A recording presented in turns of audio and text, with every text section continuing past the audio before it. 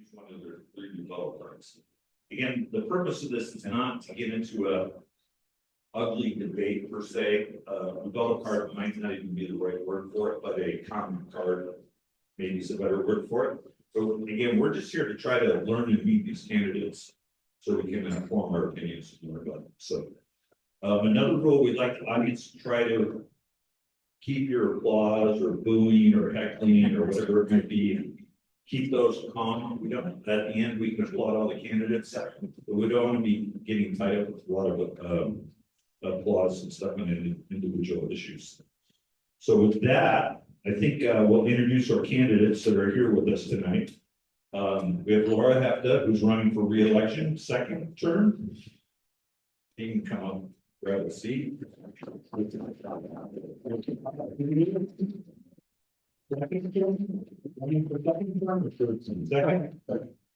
Second term. We have John Dyack running for his 14th term. Sorry, maybe third. This looks like it's been around a long time. And then we have Mike Drennan, who is running for one of the seats.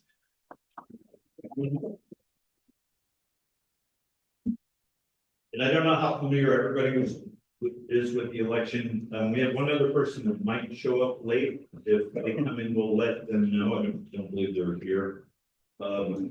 There's currently 3 town council seats that are up for elections. There are 6 people registered. 5 people have RSVP'd, and we have 4 people here. So just kind of a recap. The election would be the top 3 vote getters. So I believe in town of Parker elections, if there's 3 seats, you can vote for 3 people. The 3 highest would win. Any questions, you guys? No? You guys good? Need water? So, okay. So with that, we'll just kind of start left to right. So what the rules are, if we're going to have a 1-minute introduction, and then when we get into questions, we only have 1 mic, so we're going to have to hand the mic back and forth. It works. Yep. When we get into the questions, you have 1 minute to answer the question, and then any of the other 3 people, if you feel turning in one of your rebuttal cards, that's a 30-second time slot. Okay. We have timers in the back. If you'll see the yellow, they'll show the yellow. They'll kind of give you a 15-second warning, and then the red, it's over. So just keep your eyes on that. And then I think we'll just go from there. Any questions? We will have a 1-minute wrap up, so you can say anything you want for a minute at the end. The goal is to try to get equal speech time for each one of these. We've done this in the past where it's been taken over either by an audience member or one of the people up here, and you only hear from one of them, and it's really not fair to the rest of the group. So we're trying to do this as best as possible. So, all right, with that, any questions? You guys good? Good. So we'll start with Todd. We'll go left to right. Oh yeah, right. Sorry. Intros. So we'll start with Todd. Like karaoke sing now? Yeah, exactly. We'll go down the list. All right. I'm Todd Hendricks. I'm running again for town council. I'm a 20-year resident, a wife, 2 kids, both teenagers. They keep me up on my toes, but really I'm here to just run again for council. I've enjoyed it these past 4 years. First 3 years have been really wonderful. Current year is a little different because it's crazy season, but really, it's all for me. It's all about community. I did a lot of stuff back in the past before I was ready for council, and it was a natural progression for me. But really, I'm just here to either maintain or improve the quality of life for all the citizens of Parker. And that's really why I'm here. No real hidden agenda, just a regular dad, 9-to-5 job, doing what I can, and give back to the community at this capacity. So that's it. Thanks, hi, I'm Laura. I'm here with my husband tonight, Mark, and some friends I invited as well. Thank you for all coming. I've been a practicing attorney for 30 years. I'm licensed in Colorado and Illinois.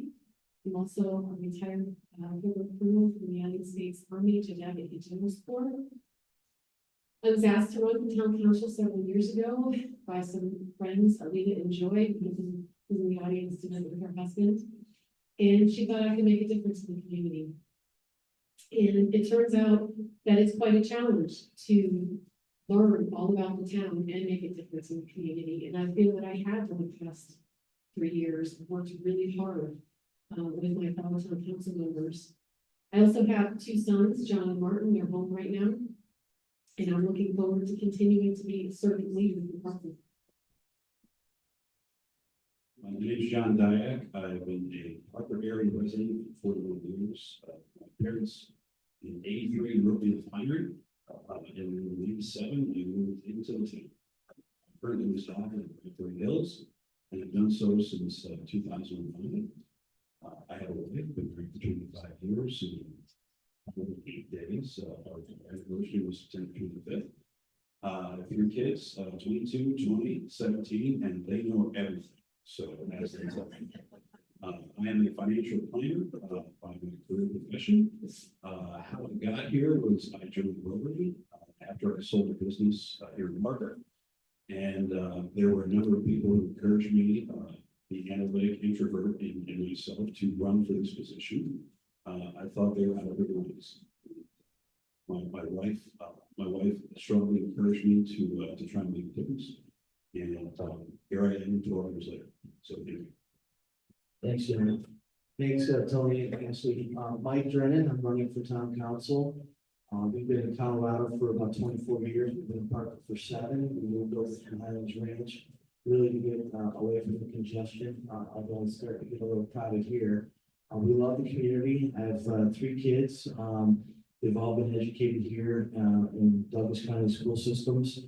I've been educated at the University of Missouri. I got an MBA from WashU, studied in China and Fudan University.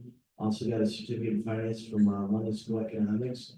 I work well cross-functionally. I think my leadership style is collaborative. And I would say that how we got here is that recently, as the elected Metro District's Anthology 4, we lowered our mills from 41 to 29, roughly about a 20 to 25% reduction, and I think it was very significant to the community. So I'm an advocate of growth, tax cuts, and then being accountable. Thank you. I've never done that. Is that the warning? That was perfect. I mean, right, it was. So, all right, so I'll ask the first question. We'll start with Todd. We'll work our way down. So these are questions that were submitted by downtown business people. There might be an influence on downtown type issues, just so you know where the audience for the questions are coming from. That's what this organization is about, but doesn't mean they're all about downtown. There is one other thing, particularly in Mike's case, is if there's a question, and let's say it's a town policy question, that maybe Mike's not familiar with, I'm just using him as an example, but it would not be fair if he was given a question about town policy that the other 3 are very familiar with. So everybody has an outline question. So if you say pass, just let us know. And if someone else wants to pick that question up, and step to the next round, just let us know. Okay. And that could apply for anything. So we're not trying to force stuff down on you guys that you might not be familiar with. So with that, Todd, you ready? Pass. All right. Question number 1. What makes you the best qualified to be elected to this role and why?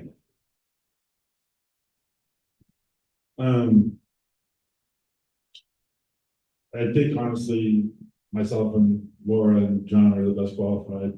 And I also appreciate Michael for stepping up to run. But as far as myself, my journey here was, I have to reset our minute over here. Community involvement. So I was a volunteer for Parker Hawks Lacrosse, Rotarian.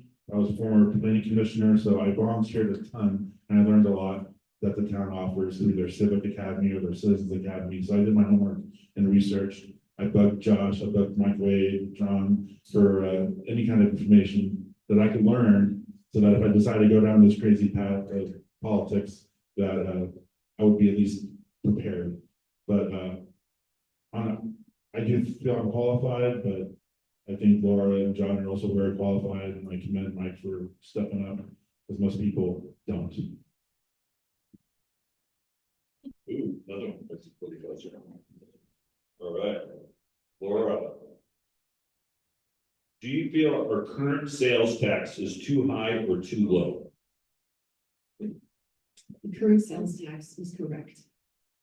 In Parker, you have a 3.0 sales tax. You have 1.0 going to RTD, 2.9 goes to the state of Colorado. 1.1% is with RTD and the Science Commission, so you have a total of 8% in Colorado. In this town, we have to fund a lot of things. We have to fund public safety with our police officers that keep us safe. We have to fund a rec center, a art center. The town has many sponsored events. The sales tax funds that. The people of Parker want a high quality of living in their town. That's why they moved to Parker, because we have great schools. We have wonderful open space. We have a beautiful parks and rec center and a beautiful parks art center as well. So the sales tax is correct right now. Thank you. Now, again, reminder, anybody can add to that.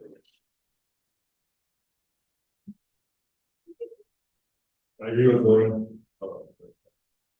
Yeah, I agree with Laura. If you look across other towns, 3% sales tax that the town collects is in the median. 8% that Laura mentioned, you got to include the county and state and whatnot. So it's, some people get that confused, but yeah, I think we're at a good place to fund our town services that all our citizens enjoy. I moved here for all the town services, and I don't want to see them go away. So I think we're in a good spot. So I wouldn't mind getting out of our TD, I'll tell you that. Mike, you have one too? Thanks, so I think what Laura said is accurate. I think the tax is good. However, I think tax, when you start looking at the grocery tax, I understand it's a very significant part of the budget, but I don't think we should be taxing moms and diapers. I don't believe in that. I came from a single family. I think families right now are struggling. The other thing that, when you start looking at the budget, 2024, the elected officials budget is up 20%. The general fund balance is up basically 9%. So the community is growing and thriving. It doesn't mean we have to reduce the general tax, but maybe we can reduce one line item on it regarding the tax on diapers. Okay. Thank you. Everybody with it. Go ahead. Just to respond to that, I did some digging into how do we serve the neediest people in our town? And I have to tell you, Parker does a wonderful job.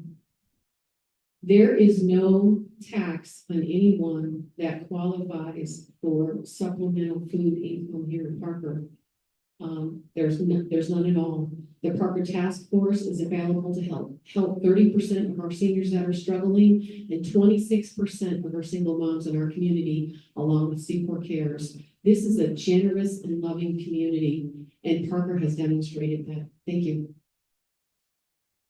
Okay, we'll keep going on this. Thanks so much. And after the second question, we're out of rebuttal cards. When you look at Parker Task Force, and you look at, some of the opportunities, there's no doubt that we're a very generous community. I have no doubt. But again, if the question comes down to, are we taxing diapers? And if the answer is yes, then, should we be open to reducing that tax? That's it. I'm not saying that we're not doing a great job, but I'm just saying that struggling families, those that may not have applied for aid, should not be taxed on some of the essentials.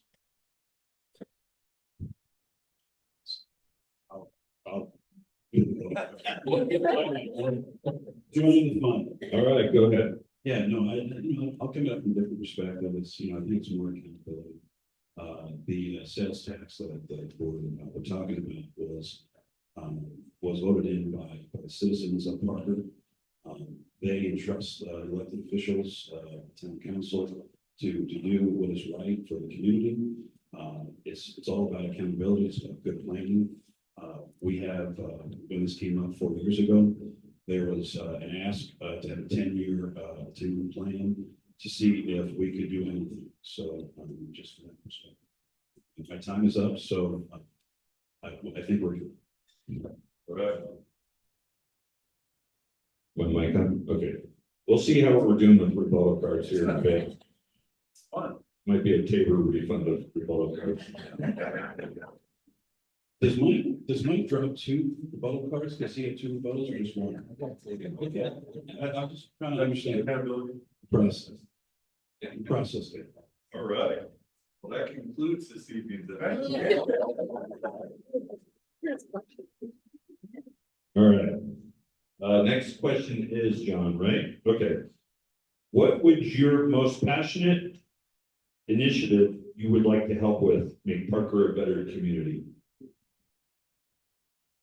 Wow. Yeah, I mean, I'm a transportation guy. I mean, I'm reflecting a little bit, but I think, to me, it's about leveraging our money to get more money from other people to bring it back to Parker and Douglas County.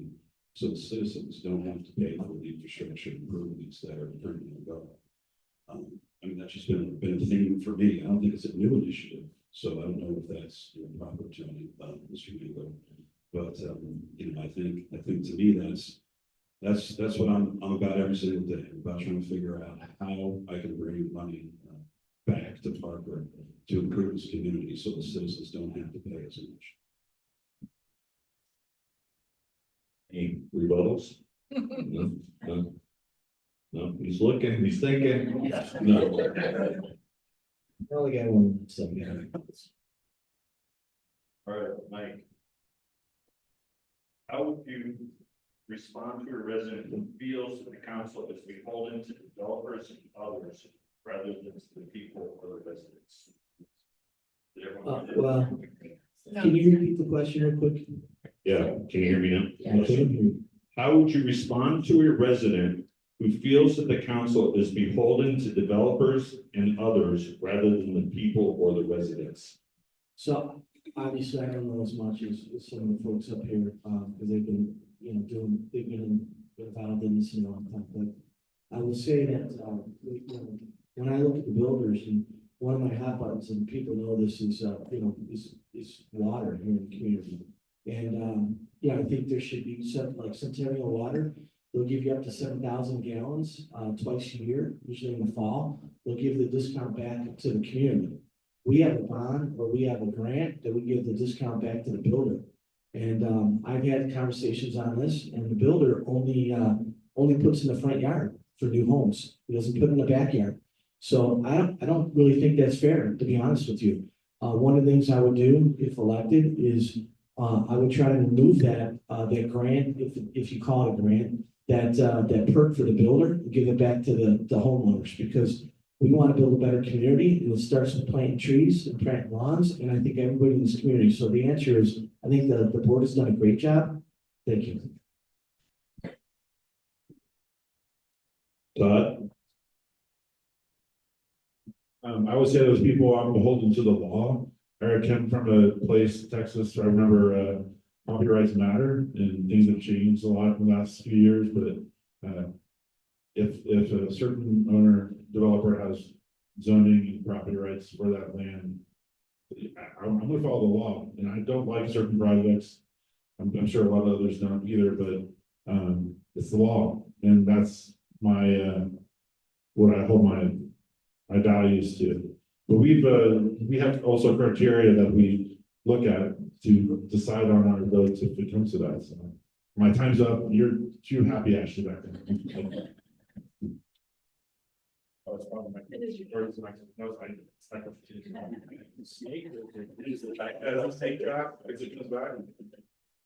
Or wait, whose question is it?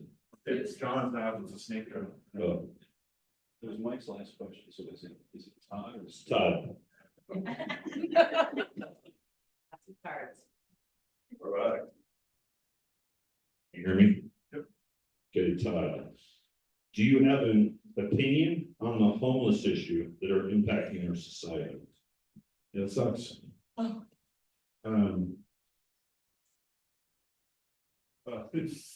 Well, it sucks, and I think mental health is the biggest reason for that, and the lack of support for mental health facilities to help these people.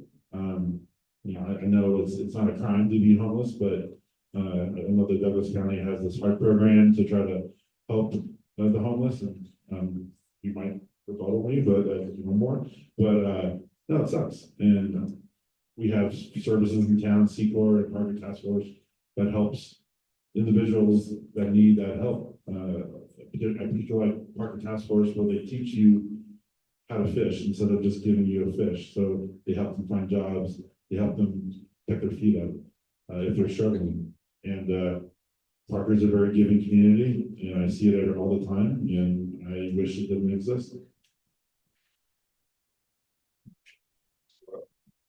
Good job. I do sit on the Douglas County Homeless Initiative. It's a regional body with Douglas County. Commissioner Abe is in charge of leading this. We have reduced homelessness in Parker. The Heart Task Force with our Parker Police, they know every single homeless person in our town. The Heart team gets them the resources they need. The Heart team gets them right from the jail and is coordinating with them, along with our faith partners. We have a great committee in Douglas County to address homelessness, and we have reduced it here in Parker. Thank you. Any others? No?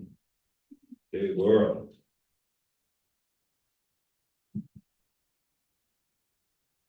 How would you handle differing opinions with other council members? Well, we always have differing opinions with different council members and the mayor as well. We always do at every meeting. But the beauty of going to our meetings is everybody gets a chance to speak. Everybody gets a chance to put their opinions on the table. And my own personal style is I respect everyone's opinion. I just put out the information that I know, that I've researched for discussion. And then I ask for additional information from the experts or the applicants or the presenters before us.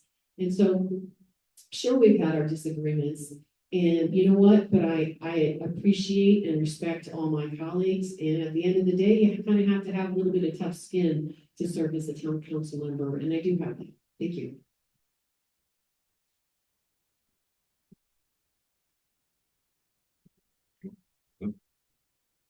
Can I sell our middle cards to Mike? I mean, I'll go with the joke.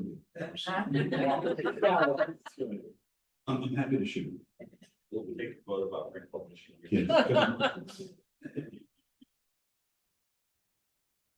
Okay, John, right?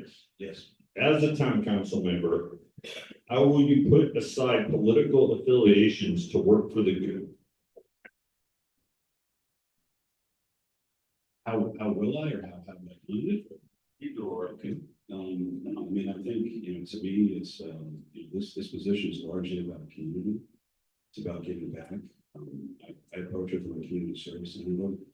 How I came into this in the beginning was the road. I seen a video speech about who I was, and people approached me and said I should consider doing this. And I followed up and said, I think you have something to give back to your community. So it's an easy way to do that. As you sit on regional boards like myself, it gets political. But again, you have to focus on the issues. You got to focus on what are you trying to achieve. You got to put aside the differences, focus on the positives, build consensus, and try to get some good policy put forward. All right, Amina. It's good. Next question. Mike? What type of volunteer groups have you been involved in with the past several years? that have allowed you to not only contribute to our town, but also enabled you to learn about our community? Thanks, Tony. So I coached Little League soccer, as well as that, currently and have been serving on the Douglas County Historic Preservation Board. We meet once a week, probably once a month. It's very significant to the county. As well as I've served in various positions for HOA, and then most recently, I was the elected president of Metro Districts Anthology, and in that role, I gave back to the community through some tax cuts and not tax cuts where we reduced the mill levy. And so I think those opportunities have showed me what it feels like to give back and be accountable, and then have some type of substance that you can stand on. All right, anybody? Good. Okay, we'll keep going. Are we good on time? Okay. Todd, do you feel the downtown development on the horizon is too much or too little? Just right. Yeah, the town's used to own land for decades, fucking zero in taxes, and I was sitting there, and I know a lot of people that are excited for what's coming. I know there's people also not excited, but I want to thrive in downtown. And in the past, we've all talked in the campaigns talked about we want citizens to work, live, and play here. And I know people want more retail, more restaurants. I've heard people want more parking. The parking garage will help with that. And just create an energy that was lacking in the past. I've lived here 20 years, and past 10 years or so has been really signs of improvement. But I think we can do more with what's on the horizon, and I'm excited for the plaza from the Pace Center, and I'm excited for the restaurant across the street from the Discovery Park, from the ice rink or ice trail. So, and possibly even maybe living downtown when I'm older, so just right. Laura? Economic development is key to a thriving town. We've had properties that were sitting, 5 vacant properties sitting there 10+ years. Stagnation had occurred. This town council and previous ones were looking for the right development group to develop these properties. And they found them in Confluence. They did a wonderful job in downtown Castle Rock. And these are highly motivated, bright individuals, developers that are going to make a beautiful downtown for our folks. So folks can retire here and enjoy their lives here for decades to come. Thank you. Good. Next, John. Sure. 98. We just have about 10 minutes. We only have about 5 questions, so we're probably I ain't worried. No, it's Laura's turn.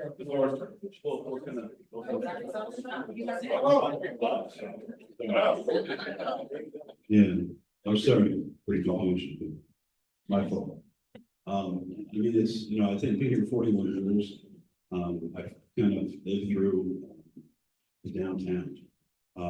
Downtown really wasn't a place in the 80s and early 90s that anybody ever went to.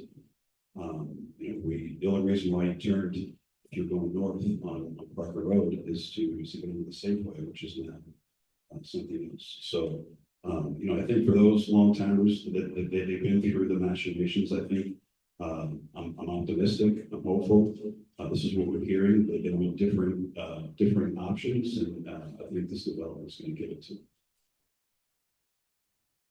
Right. I think this. It's Laura's turn. Oh, it's Laura's question. Okay. It's confusing. All right, Laura. Do your work or life commitments allow you the flexibility to attend all town council meetings and expected commitments? My husband's right here, so I take a call right now. We ask him. I am so fortunate. I have an outstanding husband. I can't brag about him enough, and he works hard every day for Chevron as a civil engineer. And I frequently learn from him a lot about water here in Parker as well. And I have a great neighbor nanny that helps me. And so, yes, as a part-time job, this is a very intense part-time job for Parker Town Council. There's a lot of meetings you go to, a lot of lunches you go to. I also have a part-time law practice.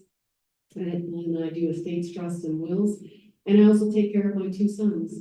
So I've learned to balance this. And I asked my husband, Mark, should I run again? Should I run again? What do you think? And he said, yes. He said, I'm going to help you, Laura. I think you've done great things for the community. And I've worked really hard on my website the last 3 years. It's laurahefta.com. I've got 52 blog sites on there which talk about what's happening in Parker and Douglas County. And that's the only time I'm going to say it. But I do have to tell you that I worked really hard on it to let you know what's happening in our community. Thank you. Anyone else on that one? John, Tony, so I do. what is your plan for responsible growth in downtown Parker? In downtown Parker, In downtown Parker. in downtown Parker. Yeah, I mean, I think it's a partnership. I think, the town along with the DBA needs to, meet regularly. Needs to, have discussion. Going back to our plans, that, people indicated that there are plans out there for that. Landowners have the ability, have the right to do certain things in downtown. And with that come challenges, and we have to be open to address the challenges when they come to discuss and to figure out a resolution. I think growing has its fits, has its pains, but we, the council, the town, and the DBA as a representative of the downtown collective is needed to interact, to get over this, to resolve those issues. Laura? I study a lot. I take a lot of notes. So the town is 67,000 people. Growth since 2020 is 8.75% over 22.4 square miles. We have a labor force of 89,000 people. The town has a strategic plan in place. It's got a master plan in place for Parker 2035, a Parker Road Corridor Plan, Parks and Recreation Master Plan, Transportation Master Plan. The plan is looking out to 2050. So it's managing its growth in a smart and balanced way. Thank you. Mike? Hello. So.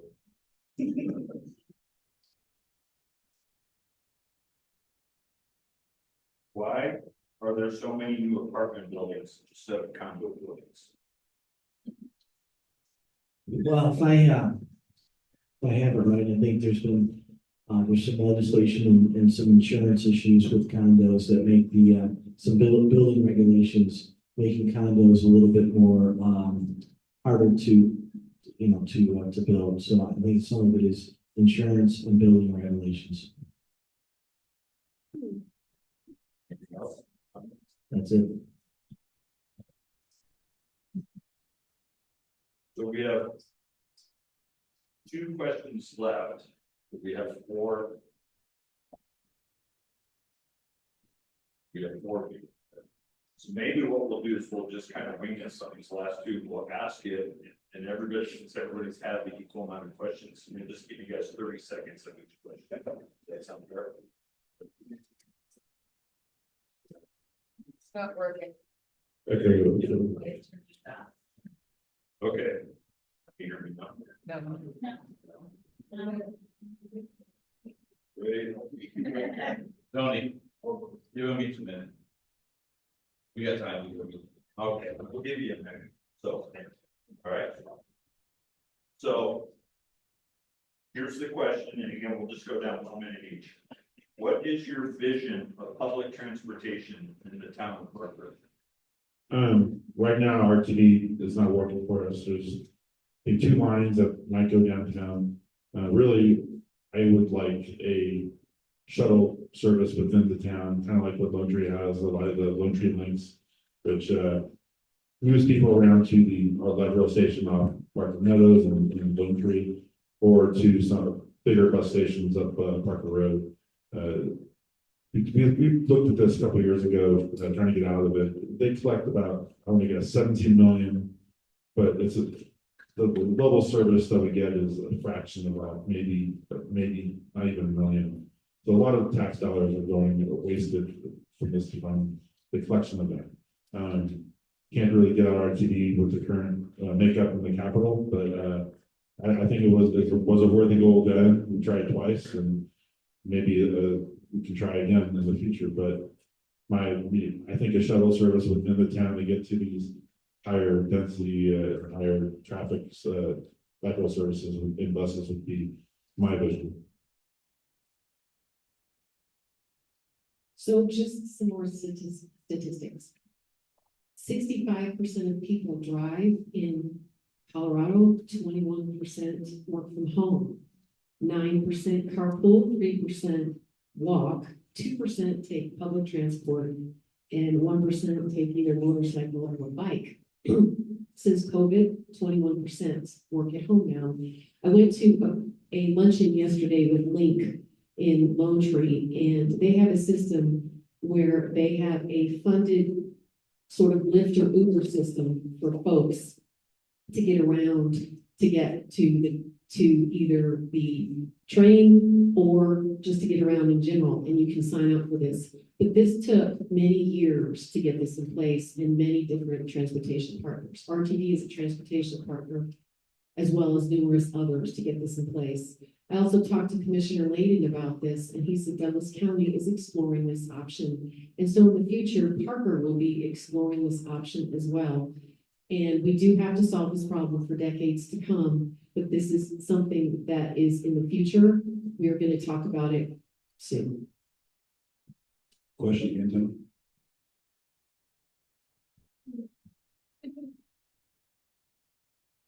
What is your vision of public transportation in the town of Parker? So again, as my fellow council members indicated, RTDs are our main transportation challenge here. We've talked to them many times to potentially change their outlook, to give circulators, to change routing, and they've grown willing. As Todd indicated, we give a lot of money to them, we get less back. So in a roundabout way, we have to go about this a different way. As Laura indicated, there was Douglas County Transit Plan, which was funded by Dr. Cog. I'm a part member of that. I worked with Commissioner Teal in order to make that happen. It starts with a plan first. Once you have a plan, then you can tease out a project or a program. You can then go back to Dr. Cog and ask for 3 years of money to potentially do something different than what RTD is doing to legitimize that thought. And if it's successful, we could potentially have RTD take that over. So it's a very roundabout way. It's very awkward, but unfortunately, that's the way Parker has to attack these things. All right, thanks, Doug. Well, as we all know, we're not getting our fair share of RTD. We know that. And for me personally, I don't want a lot of buses running around Parker, congesting the streets, polluting the air. RTD is RTD. It's great. We love it. I think the link system over in Lone Tree is awesome as well. Castle Rock is not part of RTD. And I think personally, if you cut taxes and you make, allow folks in this community to have more disposable income, they'll use Uber, and we'll be supporting local businesses and local entrepreneurs. So for me, cut taxes, put money back in the pockets of everybody, let those folks use Uber and support the local business person and local entrepreneurs. For our senior citizens and our elderly, I love the link system. So I'm all in favor of it, and I think there's a time and a place, but I think right now, again, I'm in favor of just cutting some taxes, letting the Uber entrepreneurs grow, and then putting a link in place for the elderly and those that are in mobile. Right at the buzzer, perfect timing. All right, last question. I guess who's got the mic up? Okay. As a resident of Parker and a candidate for town service, give us some ideas how you would like to see tax dollars or public dollars spent in order to create a more attractive and vibrant downtown. Well, the DBA has that year bid, which is the business improvement district, so I think it's doing exactly that. But for those people that don't know, it's it's an area, I mean, basically follows along Main Street and goes past Parker Road, but property owners levy themselves from their tenants, I believe, and pool that levy to fund things like landscaping or lighting or pay for events to help vitalize or revitalize, I should say, downtown and make it a better, more attractive place for the citizens. So I think I supported the bid, and all of us did actually, and the council, and you see the results already with planners making more inviting place to go, and I'm looking forward to seeing what else the DBA can do in that process.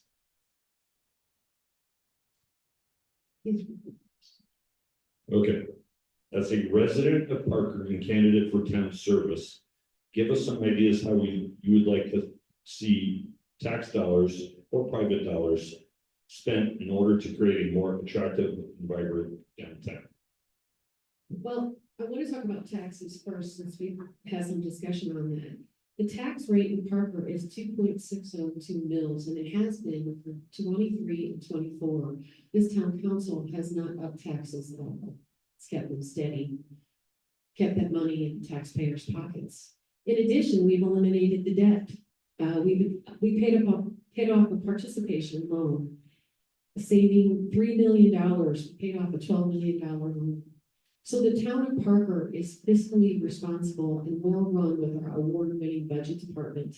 As Todd alluded to, we have a business improvement district, which the DBA has collaborated on with us this past year. They held a board, they have this passed, and we work with them to ensure that this would be done in a proper way, according to proper business principles.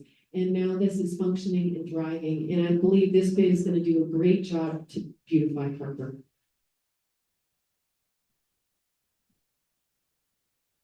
Yeah, no, I mean, I think in the downtown, we're going to go back to its partnership. The town council represents the town, downtown is in the town, obviously.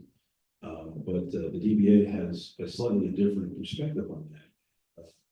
Leadership needs to know that and harness it. From a town standpoint, we need to do our part to maintain the infrastructure, the roads, and whatever else, such as the parks, to maintain a good environment. And the DBA sees something a little bit different. As Tony said, the plantings, and I'm sure there's a whole host of other projects. When we get together, we're going to go through and figure out how to prioritize. Sometimes the town, it just doesn't make sense, or it's out of the wheelhouse of the town to create that environment. But that's where the DBA and the big comes in. So again, an ongoing process. We need to take care of our infrastructure, the town. DBA needs to provide that feedback for us so we can understand what it is. Thanks so much. Yeah, I'll talk about the downtown real quick, but I do want to, I know we're talking a little bit about taxes, and where I come from, the total expenditures were 17% and revenues up 3%. That's not fiscally responsible. So that is in the budget for 2024. So I think there's a chance, just because our bills are at a certain level now, is there a chance for us to cut? We're a growing community. Is there a chance for us to cut? Zero-based budgeting is something that I think we should look at. As far as growing downtown, I think there's some areas where, you know, you can look at like what they did in Chicago and St. Paul, where they did the statues or the cows and try and, you know, generate some charity donations and some activity for local businesses. I think, you know, I'd love to explore in the community an opportunity where we provide businesses and our homeowners free internet for the community. In a lot of places in Parker, the broadband is suspect, and I think if we're representing 24,000 homes, we can do a good job of negotiating that. Thank you. All right, thank you. So that's the last question for the council candidates. I want to give them a round of applause for.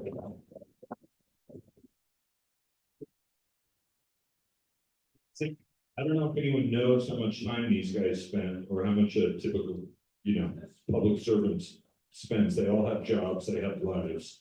The amount of time they spend for this job virtually as a volunteer, I think hats off to all of you guys for doing the job and running for the job. So thank you. And we're gonna have a little mixer at the end.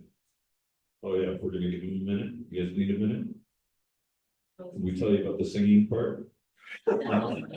No, that's a surprise. ACDC. No. All right, so we'll give you guys 1 minute and then we'll close it out. And then at the end of this whole event, I think the bar is going to be open for like a half hour or two. If you guys want to stay around, if anyone wants to try to track them down, we encourage you guys to stick around. All right, so 1 minute. Start with Todd. Well, thank you all for coming here tonight. Thanks to Laura and John and Mike for being up here with me. And really, I'm running again because I feel like I have more to give to the town. I don't really see myself as a politician. I sometimes joke or tell people I'm a super volunteer. It just goes back to giving back to the community from my past, and I feel like I can give 4 more years of my life to the town. Really have no hidden agendas. Support the police, infrastructure, Parker Arts, Parks and Rec, local economy, boring stuff, but that's the important stuff too. So, if I can leave you here with just 2 words tonight, go home and think about this, I'm gonna leave you with 2 words, and those 2 words are, nothing. Go Penguins. Thanks, Matt. At my heart, I'm a servant leader. I had the great joy and opportunity in my life to serve the United States Army for 24 years. And I loved helping people. I like solving problems. And this job has given me the opportunity to do that. I've done a lot of outreach with business owners, with the nonprofit community. I've honored business owners and the nonprofit community and the faith community. I've brought transparency to some of the issues on town council.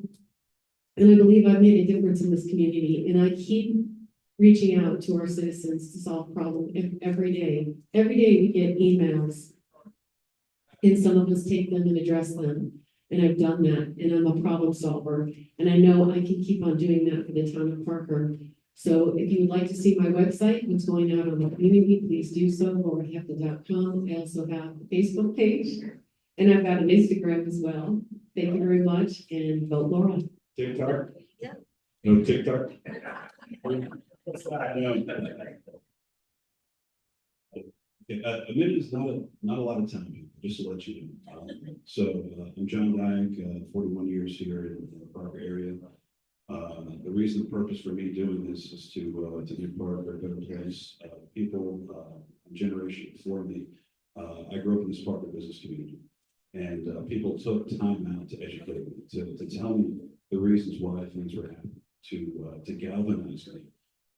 It was an incredible place, and this is the byproduct we have. When they have gone and some passed on, we have an amazing place here. And I want to be a good steward. I want to use everything I possibly can in my wheelhouse, my knowledge base, to leverage as much as possible to bring back money or whatever to Parker. Parker deserves everything that we get and more, and I want to make sure that my service is trying to take care of that and provide to give back to the next generation. Thank you. Thanks, John. I want to thank you, Tony and Ashley, for the opportunity to speak up here. I also want to take a minute to thank those council members, Todd, Laura, and John, as well as Josh and the Mayor Jeff. You've done a great job.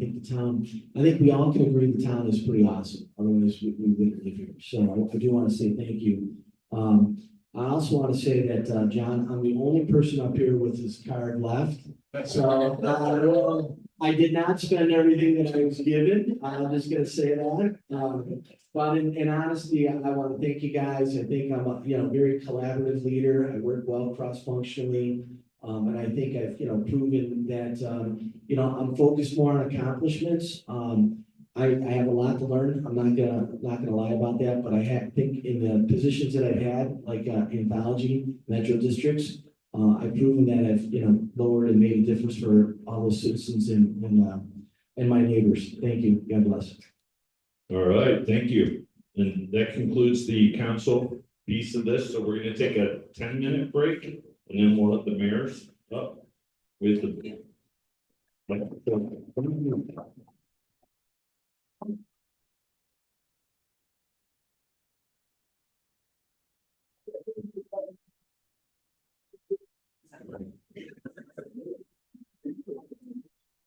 All right, welcome back for the heavyweight championship of the world. This is trouble. Just kidding. So, this will be a similar format, but a little different. We're gonna ask both candidates the same question. We're gonna alternate who starts, so one question will go to Josh, one question will go to Jeff. The next person would have 30 seconds to rebut, and the original person that answered the question would have 30 seconds for one more rebut. If that makes sense, so we'll kind of. No cards, no holds barred. You guys ready? So we're gonna start, you guys can have a minute intro, and then, actually, I think maybe 2 minutes. We'll give you 2 minutes if you want. And then we're gonna have a closing, same thing for 2 minutes, and then, we got a series of questions, and then we'll go from there. So we'll start with Josh. Hi, my name is Joshua Rivero. I know most of the room, for those that don't know me. I moved to Parker in 1989. I graduated from Ponderosa High School in 1990. I went down to Denver and did my thing. Met my beautiful wife down in Rary campus, and we moved to Sweden for a little while. And then living over there, we got married. We decided where to start a family. So believe it or not, I was between Stockholm, Sweden, and Parker, Colorado. And we chose Parker. Came home. That was 2006. We rented in Clark Farms, an incredible neighborhood on an incredible block, Jordan Court. For those of you in Clark Farms, I rented there for 6 months as we shopped the neighborhoods. We ended up purchasing our forever home in Idlewild and live up there now. And then in 2008, I was going to a little coffee shop on Main Street every day. It was called 20 Mile Coffee with Books, and I love the coffee. I still drink it to this day. I own it now. Bought it in April 2008. And did business as 20 Mile Coffee for a few months. December 1st of 2008, we turned into Fika Coffee House, and we've been going for 16 years. In that role of downtown business owner, I got involved with what was called the DDC, which was the first incarnation of this, which we have tonight is the DBA, the Downtown Development Council. I became president of that organization and quickly moved the organization more from a landowner, building owner organization to a merchants organization. And I spent every Monday at town hall, or every other Monday at town hall anyway, advocating for the businesses to the town council and, saying we need, trash cans, or we need light blocks, or we need all the things that we are still asking for to this day. Ironically. And I got to know the council and the mayor and Mayor Cassiano and Mike Wade and Scott Jackson and Josh Martin. They said you should run, and I said I'm not a politician. I'm a coffee shop owner, and I don't know what I would do. And they said, no, that's exactly the point. You're a business owner, and you have to balance budget, and you have to pay your staff, and you have to take care of the people. And that's what we need at town council. So I didn't run in 10, but I revisited it in 12, along with John Dyack. And we ran in 12, got elected in 16, 21, 22, and here I am today. We were talking how this is deja vu. Hey everyone, Jeff Toberg, your mayor, and let me just tell you, this job has been the opportunity of a lifetime and the honor of a lifetime. I just want to take y'all back 4 years ago when we were both on the stage together. It was a way different world, right? Going downtown, we weren't eating in restaurants. We had that new little restaurant called Black Plus House that none of us knew what it was. We were sitting outside, huddled around the fireplace because you couldn't go inside. Brett and Jen were nice enough to let us go in if we had to go to the bathroom because it was freezing. It's a different world now. It's a different world, and we're thankful to this council for getting us through this. I've spent the last 4 years focused on economic development, bringing new businesses into Parker, making it a business-friendly environment along with the council, and really trying to build our Parker area, with Douglas County, with Lone Tree, with Castle Pines, into really more of a Parker Metro and getting involved with them. So, that's what I plan to do and continue to do. Love Parker. This, again, it's just the job of a lifetime working with business. So I'm really excited tonight to find out what the downtown group is interested in talking about, and really kind of seeing how we've gone from the last 4 years through a pandemic to a really thriving downtown. All right, thank you.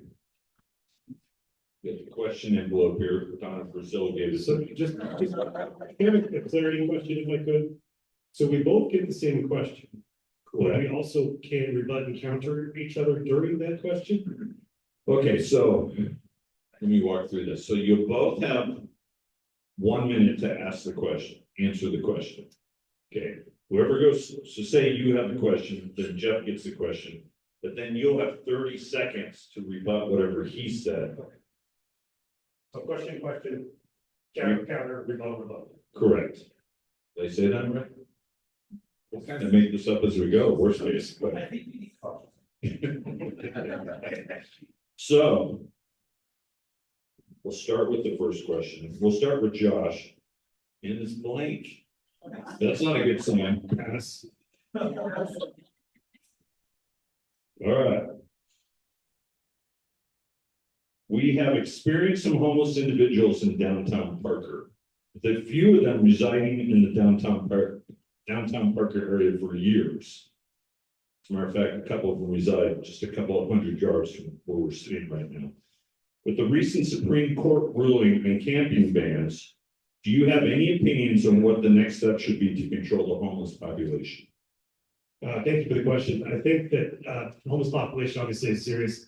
Councilwoman Hepta touched on it. We have, I believe, found a good step towards the answer. Our HEART team is amazing. They come in with a technician and a deputy sheriff. They talk to the homeless individual, talk to them about where they might be and what they might need. Not everybody wants help, and I think that that's where we get into a question, what do we do? Not everybody that lives on the street wants to go to a facility. Not everybody that lives on the street wants a job. Not everybody that lives on the street is there because they don't have another option. So we definitely try to work. I mean, I know Tim. I think a lot of us know Tim. Obviously, my business is downtown. So I think that we need to identify those that we can help and do our best to help those that don't want the help. I believe that there's a longer and deeper question in our housing situation that may push some folks that do want a chance out, and I think we need to focus on our housing. So to follow on to Josh, the grants pass ruling that the Supreme Court ruled on, where it was talking about structures in parks. What we need to do is we need to strengthen our camping bans in our town parks, obviously, to prevent that and give the police the opportunity to move folks along. I think the second thing is to, again, Councilmember have to talk about the HEART team, but we need to make this a more metro-based solution. So we have some place to transport them if they are taken off the streets. But the third, and what we've been very successful in Parker, is getting our shopping center owners, who are private owners, to swear out trespass notices so that our Parker PD can move people who are camping in their cars, in their vans, anything else, so that they can move them along as a trespassing. It's all about the tools, right? It's all about what do we give our law enforcement? What do we give our homeless folks in terms of tools? And again, and somebody reiterated too, being homeless is not illegal. I think we need to get to the root of the mental health concerns. We need to get to why they're homeless and then give them options. Anything to add, Josh? No, I appreciate Jeff's reminder. I kind of skipped over the whole Supreme Court ruling, the grants pass case. It came out of the 10th Circuit that we couldn't move anybody unless we had a place to move them to, and now the U.S. Supreme Court has interjected and said that the citizens of this town have the exact same right to that park as that individual does. And so the grants pass rule definitely puts tools in the toolbox, allows us to move someone along to a better situation, and then allows our citizens to enjoy the asset they're invested in. Anything else, Jeff? Just to follow up to the camping bans that we need to put in our parks, Councilman Rivera said it best, we get the right to enjoy our parks free of this, and we need to put these in. It's not cruel, it's not unusual punishment as Grants Pass tried to make it out to be. It's allowing us to enjoy our facilities, just like we want to enjoy the rec center, other parks and stuff. We need to have these tools so that we can enjoy our parks as well. All right. Your result. All right, so we'll start with Jeff next. Based on historical tax growth, do you have a general opinion if the town residents are overtaxed or undertaxed? Well, I think it's no surprise. I think we're overtaxed. We're overtaxed in so many different areas, but I will say this. I do believe that taxing food for home consumption is a very regressive tax, and it's something we should look at. I think taxing diapers on families is a regressive tax, and I think taxing women on menstrual products is a very regressive tax. Those three, when a town does not tax cigarettes, when we don't have a reasonable lodging tax, when we just put that to the sales tax, we're in an imbalance. Then you start to look at what property taxes are doing, insurance is doing, what the state calls fees when they just misspell tax, on everything. Yes, we as a Parker, we as Douglas County, we as Colorado are way overtaxed. For me, I really were overtaxed in property tax. I agree that the valuation we had that one special day a year or so ago, the valuations were at their highest point. And so now we have a property tax, burden that is just astronomical compared to what we used to have. And then the de-calendarization did not help. It compounded the residential tax. As far as sales tax go, I think it was touched on during the council interview or during the council forum. Originally at incorporation, the citizens of this community voted to tax themselves 1% sales tax on top of the state. And then a few years later, when they recognized that they needed their own police force to get off of the sheriffs, they increased that tax to 2.5%. The citizens did this. We can't do this. I can't, as a council member, say, you're getting more taxes. The citizens tax themselves. And then when the citizens realized they wanted better parks and open spaces, Councilman Hefta touched on the citizens added 0.05 on top. That puts us at 3%. So as far as our sales tax goes, I think we're exactly where the citizens want us. Just to add to, RTD, and it touched on in the council, we're sending 1%. We're sending almost 15 or $16 million a year that's remitted by Parker taxpayers to RTD for less than $1 million in service. So I, along with the council, championed two bills, one in the Senate, one in the House, to allow Parker to vote to get out of RTD. Those obviously failed on partisan lines, but we've got to keep trying. We've got to keep going at that to ultimately get us out of being taxed for no services. And again, we as a society are taxed, overtaxed. I think, Jeff had a point with the fees, and I think that's where the hidden taxes are. I agree. The state just relabels taxes fees, and they continue to add them on. We see that as business owners, whereas Suzanne, Susan, sorry, and so it is definitely painful. If I would like to see the state, take action if they're going to pass something that costs an individual that goes to the coffer, it should be called a tax and called what it is. RTD, we can't get out. We're obligated contractually. I just want to fight and will continue to fight to get more service, a better partnership with Link, and get RTD to spend some money back down here. All right. Josh starts the next question. How do you feel the direction of Main Street development is going? Too much, too little? Is it balanced between residential or commercial? I think it's no surprise that I am a proponent of the Main Street development. It was a question that was asked to the council on what was their biggest accomplishment, what we'd like to see. For me, 12 years ago, it was my Main Street, and we got it, and we did it, we're doing it. And so I believe that's success. I think it's just right. As Councilman Hendricks said, I don't think it's too much, I don't think it's too little. I think what it gives us is a future. What we're losing, we have a state demographer in to the council. What we're losing is the youth. We're losing folks that are leaving this community because there's no place for them to live. And they want to live in a vibrant downtown. They want to go to the bars and restaurants. They want to go to the candy shops. They want to go and spend their money locally.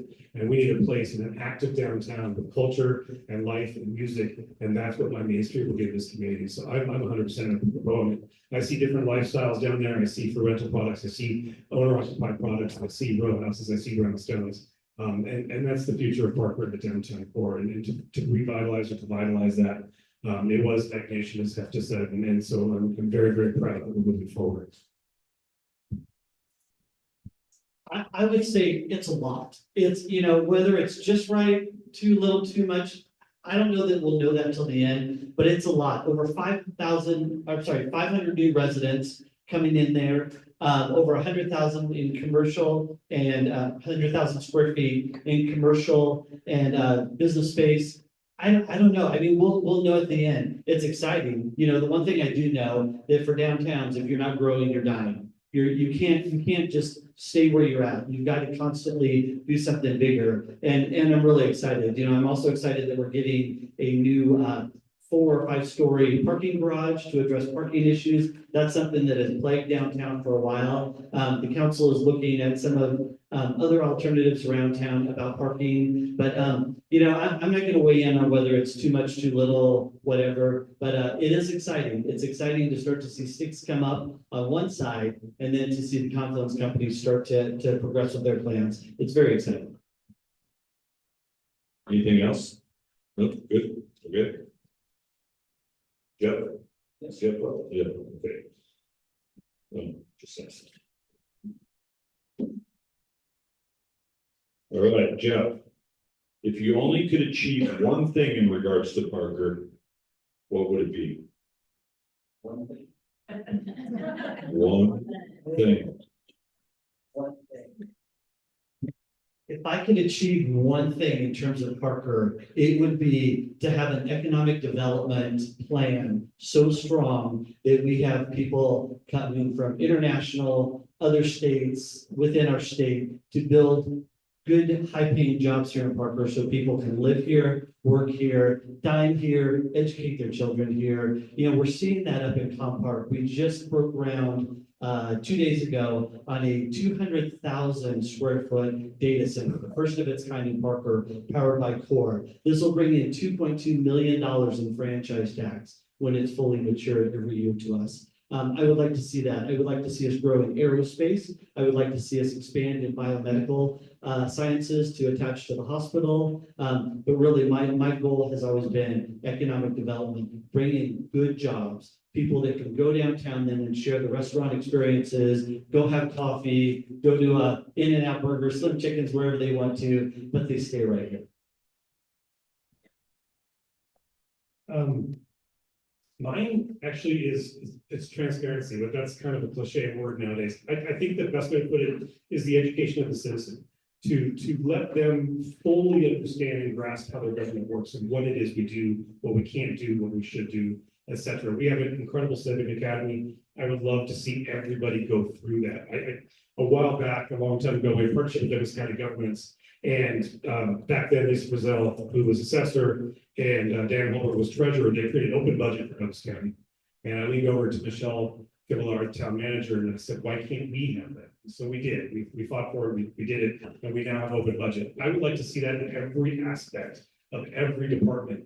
So the citizens can fully understand, because I think the problem when folks get upset or when folks don't understand, that's when the myth grows and that's when the anger starts. If we can get out there and feed them with information, we will have a community that is full of people that understand that this is the most incredible town. It is so well run. It has the best staff organization that there is.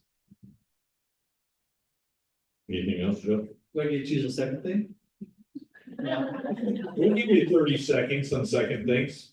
If I had a, are we going on a second thing? Okay, so if I had a second thing, it would obviously be more ball fields and more parks in the town of Parker. I would love to see the town council undertake a program of actually purchasing open space and turning it into that. You know, we have the Salisbury North piece that we're going to build ball fields, pickleball courts, etc. But I would love to see us expand that program and go in and take some what would otherwise be residential or commercial and turn that into parks and open space. If I had a second thing, it was touched on earlier, it'd be the link system, it'd be the last mile transportation issue. I would like to see a link or a shuttle or a trolley that goes from each clubhouse of every neighborhood to the downtown core or to the park and rides. Just gets people from where the bus stops to where their home is, and that's what we don't have. And so Link can answer that question, or some kind of partnership can answer that question. And if I could dream really, really big, RTD would pay for it.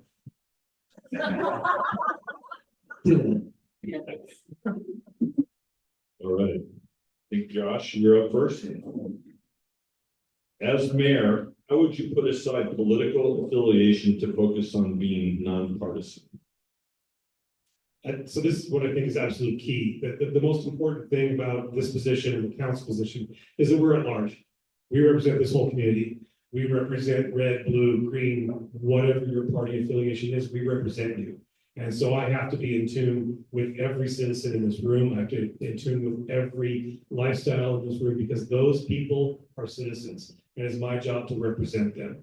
I think it's absolutely imperative and that we uphold that this is a nonpartisan position. We don't have primary signatures in this position. We don't run, party status to get elected here. We represent the people because the people voted for us directly, and they want us to represent them. So it's my duty not to represent red or blue or left or right. It is my duty to represent the entire community, however big that number is. And the better representation everybody has, the more active they are in the government. I think that goes back to my dream. If everybody feels like this government is working for them and this citizens, they'll be even more active in creating an even better organization. So it all comes down to representation, and it's our role, it's our duty to represent everyone. So when a business owner calls and they're having a problem with town hall, I don't care whether they're Republican, Democrat, unaffiliated, I help them. When I go into a school and I talk to a group of kids, I don't say, are your mom and dad RUD? It doesn't matter what your affiliation is, but I'll tell you what, I'm a conservative. Those are my values, and that's how I govern. I want a conservative budget. I want to make sure that we're doing the right thing as government. I want to make sure that we're not overstepping ourselves and picking winners and losers as government. And that's perfectly fine. But for our neighbors, for our friends, and I'm sure that you all have seen stuff on social media where, I'm endorsed by the DC GOP, and I'm proud of that. I won't hide it. I'm a conservative.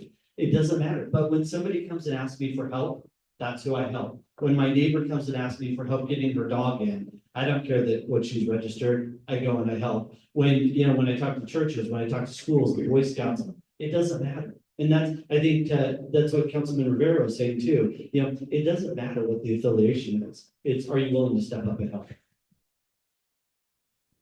Any follow-up? No? All right. Jeff, all right. How do you feel about all the growth in Parker? Or how do you feel about all the growth Parker has sustained? And how would you preserve the small town feel while ensuring the town doesn't become stagnant? It's a big question. Good question. I always say this, the hometown feeling is in your heart, right? When we incorporated in 1981, there were 250 people, not a lot.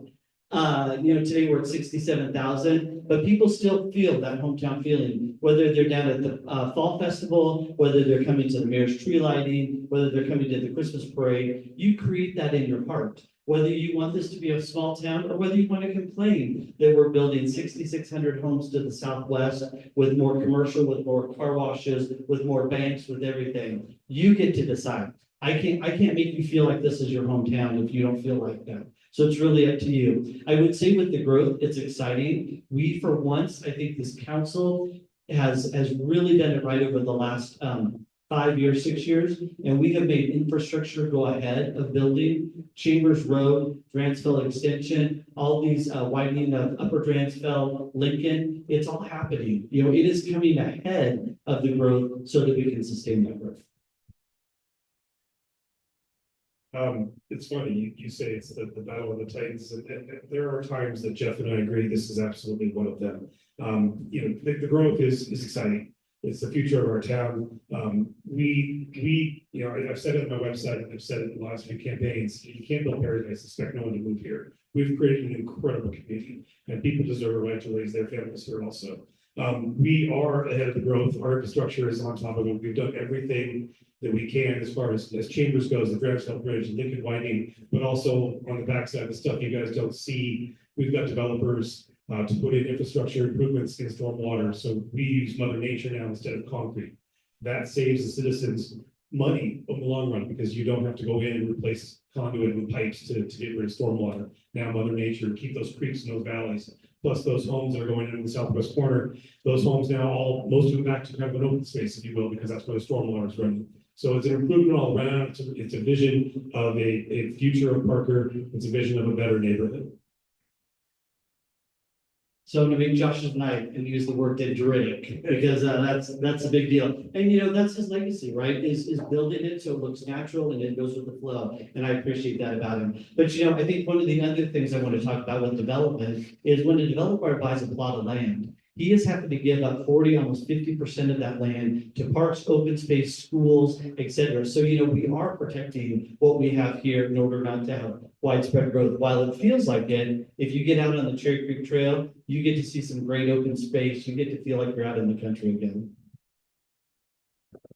And I think it's important. I know that the developers have, you know, they get a bad rep, they get a bad name, if you will, but they are our partners. They want to build in this community. If you look at it as capitalists, they want to build the best house they can, the best community they can, because that's where they're going to make the most money. And that is where we have leverage, because we want the best community in the nation, and we want the best homes that they can build. And a lot of those developers, believe it or not, live right here in Parker. So they're building in their backyards, and they want to make sure that they maintain the quality of life that exists here. So we're getting some pretty good products. It's been a battle. We've set some really good policies to ensure that Parker is held to a higher standard. All right, just a question after that question. Do you guys want a hug? I don't see us growing. In fact, I'll be honest, we have nowhere to grow. I mean, and we're landlocked. This is about as big as we're going to get. You know, unlike Castle Rock, who seems to see it pasture and they want to put houses on it and then worry about retail later. We have to, whenever anybody wants to come into town, they must bring retail with them. Southwest Corner is bringing their own retail. We had a neighborhood to the south that wanted to come to Parker. We said, "Where's your retail?" They said, "We don't have it." We said, "Thank you, have a good day." They're now unincorporated. So I've had one project in my 6 years as a council member and a mayor that I want to annex. And that's a little place out on Park Boulevard. You might have heard it. Jake Jab's little store called American Furniture Warehouse. We are so close to encircling that. I think we're within like 5 or 6 lots of encircling that, and no one's budging. Okay, so you got to keep it a secret, and no one's budging on that. But here's the problem, right? When you annex residential, right, there's no tax increment for you. But for our Parker Police Department, there is now service calls. For our streets, there's service calls. So the money doesn't follow that. So we need to annex in commercial. So I would be glad to, you know, do a really thin line out to Lone Trees area and annex some of their commercial in. Be happy to do that. But in terms of residential, I think we're set. Good. All right.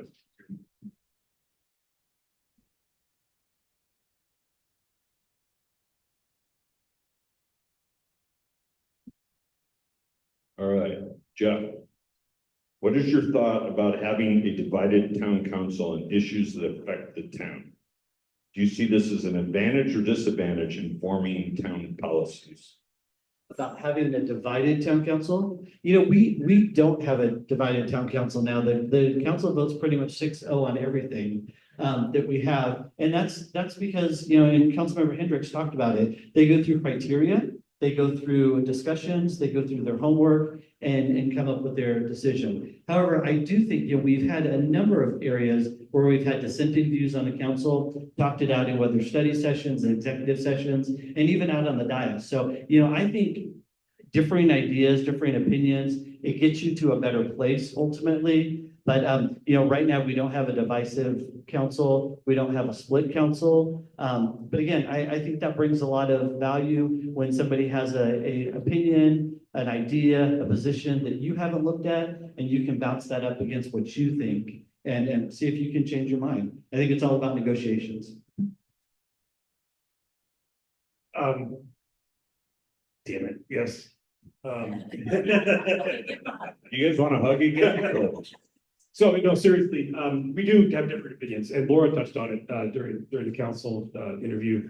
That's what makes it a great council, is, Laura, I've said it before, I'll say it again. I never leave town hall with the same opinion I walked in the door with that night. Somebody teaches me something, somebody shares their view with me that changes my mind somewhere. And that's a collaborative council. That's the way we're supposed to work. You guys have probably seen online, I'm Rubber Stamp Rivera, right? That's the tag for me, because we pass stuff 6-0. That is good governance, folks. That is where it's supposed to be. That's what we don't see at the State House. They want everybody to argue all the time down there. Don't work with them. Don't cross the aisle. Don't do this, blah, blah, blah. Same thing with the federals. What we have here is different opinions that come together. We always strive to get that one person that might be the holdout across the line. I voted no, I know I have, but we always strive to carry that last person over. So that's good governance. That's what we're after. Good, okay. We're moving along faster without some of these rebuttals, so maybe at the end, we might have time. If there's a few audience questions, we can probably add those. Because we're gonna have like 7 or 8 minutes, maybe. We'll wing in. I just say no. After the hug. If we get a hug. All right, Josh. Why do you prefer the role of mayor as opposed to the role of council member? Can you explain the difference and why you were choosing to run for mayor? Absolutely. Thank you for the question. I think the role of mayor is the uniter. I think the role of the mayor is the protector of the process. I have learned an incredible amount in 12 years on council. I bring that experience to the mayorship, but that's the legal part. That's what the mayor does at town hall. But I think more importantly, the mayor's role is to be that liaison to the citizens, to go out and talk to the citizens, to explain what it is council's doing, why council did this, why do we have this ordinance? And that's where I think I can jump in and help folks out is understand all of that. Also, the small business, as a small business owner, I think it's really, really important that our remitters, the folks that collect our sales tax for us, need an individual that goes out and speaks to them and represents them. And then regionally, I spend a lot of time on regional aspects on different boards and commissions. I am honored to be elected as CML, and I think it's really, really important that the mayor speaks for his entire community at the State House, that he speaks for his entire community down at the county seat, and that's what I will bring to this. How do you mean? Well, you've done both jobs, so I guess we could say, what, do you prefer one or the other? Is there a reason? Sure. So I definitely prefer the mayor's job, obviously, and as my wife will tell you back there, I'm not home a lot. I am out meeting with business owners, schools, Boy Scouts, you name it. And the great thing about that is it is really building that Parker brand, right? It's focusing on economic development where we may not have had a seat at the table. I'm on the Douglas County Economic Development Corporation, where we do it countywide, where we're looking at new emerging markets, seeing what we can bring to Parker. But it's also, hosting field trips to town hall, being out at schools, talking with business owners, doing all of that great stuff. And as Councilman Rivera said, being the protector of the process. When I became mayor, we would beforehand, the vote would just split by. You wouldn't have a chance for everyone to talk. So as mayor, the first thing I did was institute everybody answers all the time. Everybody has a chance for questions, for comments, and then ultimately for their vote. I think it's important to also, as Jeff talks about what he's doing, the most important thing is the relationship between the mayor and the council. The council needs to know what it is the mayor is doing. And I think that's where we may have a little bit of a break. We may have a little fracture there. And I think it's important that the mayor reports back to the council because the council are the lawmakers. Those are the folks that are making the ultimate decisions. I think that's probably what the root of this question is. How can I give them my power as a council member to have no power as the mayor? I think it's important. The power of the mayor is to ensure that the entire community is talking and working together. Anything? No? So we could probably take 2 or 3 audience questions if there's any. We have about 6 minutes. But it's the same format. It's got to be a question to both that both can answer. Hi, Glenn Markham. I've lived in Parker for 30 years, raised 4 boys together. And it's a different town than it was 30 years ago. When I first moved in, there were no streetlights between Parker Road and I-25. So when I think about that, now I have 2 of them living in Parker and one's in Calgary. I have grandchildren that live here now. And it's part of the, first of all, I thank the people who have led the town during that time. I think it's been wonderful. So I don't have any criticism there, but it's not the same. There's not that level of safety. You can't just allow your kids to get on the bike and ride around town anymore. So can you just comment on just kind of that? How do you handle growth and maintain that feeling of safety and security, especially with our children as they're growing up? And our high schools are getting more and more, they're a little scary now. Scarier than they were when my kids were. So if you could comment on that. Yeah, Glenn, that's a great question, and I wish I had that answer for you as a father of 3, right? And especially as a dad of a 16-year-old daughter, you know, it's scary to have them go down to Target and Walmart. I have a lot of faith and a lot of support in our Parker Police Department, and obviously the 6 council members and I know a little bit more about what's going in terms of protection, so I feel a little bit safer. But the world is changing, you know. America now, and especially where we're at, right? 25 has become a corridor for drugs and trafficking. 70 has become the split point. And if no one will say that to you, you know, that's not a detriment towards Parker. That's the facts of open borders and what we're having just north of us. It's a scary time. I can tell you our chief, our deputy chief, the command staff really do look at community-based policing and getting out there and focusing and telling you what you can do, what you can, you know, be. But it's up to all of us as parents. Like I'm not sure I'd let my kid ride their bike to Target anymore. It's a drive now for me. So, and you know, unfortunately, as we grow bigger and as we grow even bigger, that's what we're gonna have to accept. I don't know. I think high schools have always, Ponderosa was kind of could be a scary place back when we were there. You have to ask Sheriff Weekly what his first job was. He was an undercover at Prondo. Anyway, so I think that it starts at the top of the situation. I'm really excited for the 23rd Judicial District to come into the state. I'm extremely excited that Douglas, Elbert, and Lincoln were represented in the district without Arapahoe. I think the answer is tough on crime. I think that folks need to know if they mess up down here, they're going to jail, and it's not a slap on the wrist. I think our police department wants those tools. They want to know that the DA and all of the DAs, not just John, but all of them have their back. And I think that what we're going to get down here in Douglas County with the 23rd coming on is that it's a tougher act on crime. It's a DA's office that has the tools, that gives the tools to our deputies and to our Parker Police Department to make sure those folks don't come back here. We have time. Okay.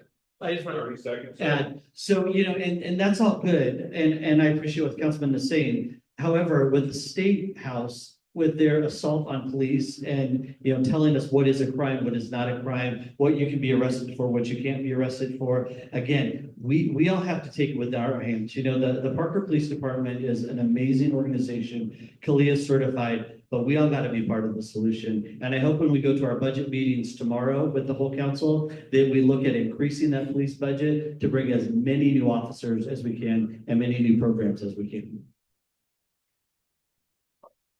You good? Josh? Okay, we have time for more questions. Alina, you, resident of Parker since 2013, talking about changing times. The question I had is about Pride Fest. I understand there's currently under litigation, being sued. If you had to have lessons learned about how that whole thing came down, what would be your recommendations to develop better transparency and better communication with the community? I think, and this is where you and I differ, Alita, I think we did a great job. I wouldn't do anything different. I think we allowed people to exercise their right. I believe we allowed people to protest as it was their right. We had an event that was, you know, again, I'm be careful here because it is in litigation, but we had an event that was, you know, a private event on public property and they exercised their right.